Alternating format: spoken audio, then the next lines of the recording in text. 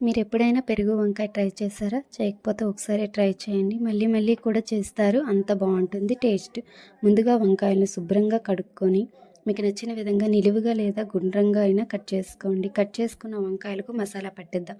Half tea spoon పసుపు, 1 tea spoon కారం, half tea spoon ధనియాల పొడి, తగినంత సాల్ట్, 1 టీ స్పూన్ ఆయిల్ వేసి ముక్కలకు బాగా పట్టేలా కలపాలి.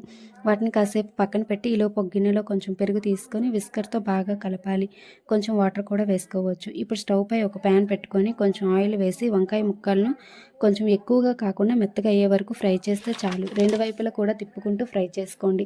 తర్వాత అదే ప్యాన్లో మరికొంచెం ఆయిల్ వేసి పోపు కోసం హాఫ్ టీ స్పూన్ శనగపప్పు, జీలకర్ర, ఎండుమిర్చి వేసి వేయించాక ఉల్లిపాయ ముక్కలు, 2 పచ్చిమిర్చిని కూడా కట్ చేసి వేసుకోండి. వెల్లుల్లి ముక్కలు కూడా వేసి వేయించండి. లాస్ట్లో కరివేపాకు, కొంచెం పసుపు, కారం, ఉప్పు కూడా వేసి మరొక నిమిషం వేయించండి.